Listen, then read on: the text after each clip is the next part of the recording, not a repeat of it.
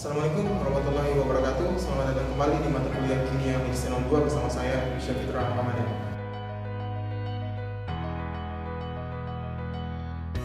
Pada materi ini, kita akan mempelajari tentang bagaimana struktur-struktur dari protein, mulai dari protein primer, protein sekunder, protein tersier, dan protein quaterner.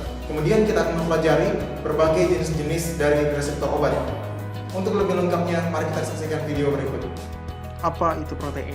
Jadi protein adalah suatu molekul yang menyusun jaringan pada tubuh manusia. Nah, protein memiliki berbagai macam fungsi. Ada yang berfungsi untuk mentransfer suatu molekul ke tempat yang lain, ada yang berfungsi sebagai antibodi, ada yang berfungsi untuk mengkatalisis suatu reaksi enzimatik di dalam tubuh.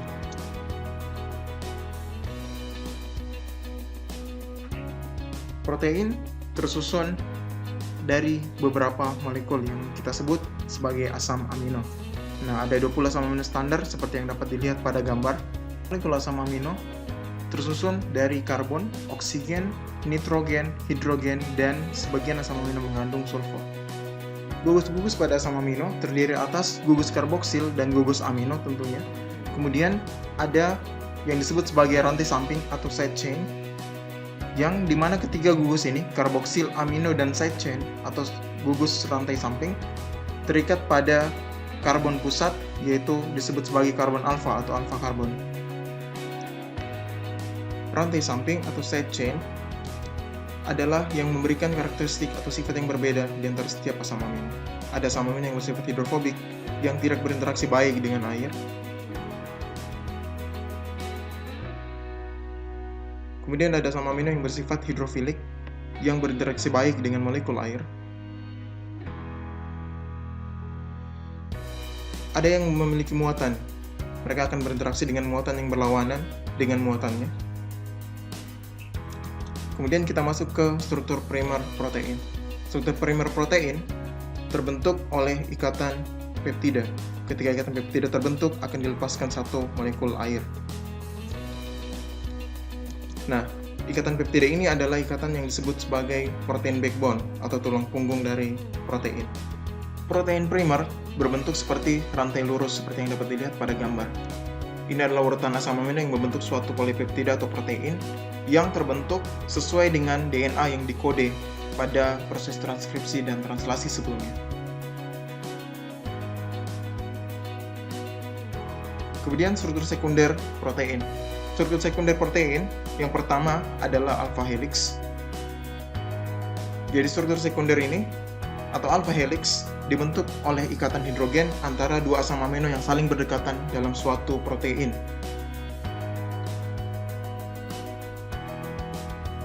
Kemudian yang kedua adalah beta sheet atau lembaran beta. Disebut lembaran karena bentuknya seperti lembaran, berbeda dengan alpha helix yang berbentuk seperti pilihan.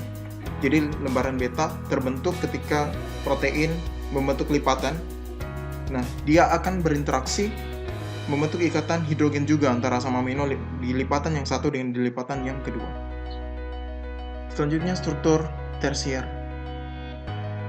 Jadi struktur tersier protein atau biasa disebut sebagai struktur 3 dimensi dari protein terbentuk ketika protein membentuk lipatan-lipatan yang lebih kompleks yang menggabungkan antara alpha helix, beta sheet, dan juga coil atau rantai lurus dari protein.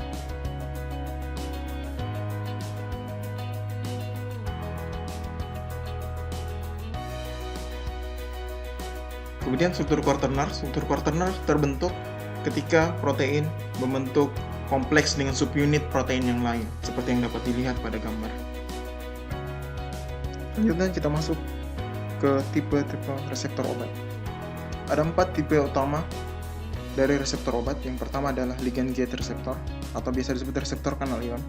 Kemudian reseptor enzim atau enzim link reseptor. Kemudian G protein couple reseptor atau protein tercoupling protein G. Dan yang keempat adalah intraselular reseptor atau reseptor intraseluler.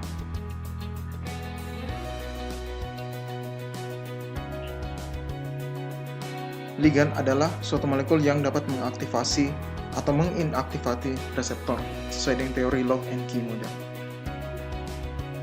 Pada ligand gate reseptor, ligan akan berikatan dengan reseptor untuk membuka gerbang dari reseptor. Seperti yang dapat dilihat pada gambar. Pada proses ini akan menyebabkan ion dari luar sel akan masuk ke dalam sel. Makanya dia sering disebut sebagai reseptor kanal ion. Karena dia berperan dalam proses pertukaran ion. Kemudian enzim link reseptor atau reseptor enzim. Nah, di sini ligan akan berinteraksi pada sisi aktif dari reseptor. Sini contohnya adalah reseptor tyrosine kinase. Kemudian akan terjadi dimerisasi, seperti yang dapat dilihat pada gambar. Kemudian akan mengaktifasi reseptor tyrosine kinase yang akan menyebabkan perubahan yang akan mengkatalisis reaksi ATP menjadi ADP. Kemudian G protein reseptor atau protein tercoupling protein G.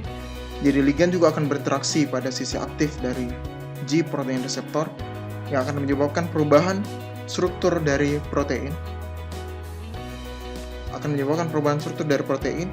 Nah, perubahan struktur ini akan menyebabkan subunit alfa pada G protein akan terlepas dan akan mengaktifasi protein atau enzim yang lain. Kemudian intraseluler reseptor. Jadi ligan akan masuk menembus membran.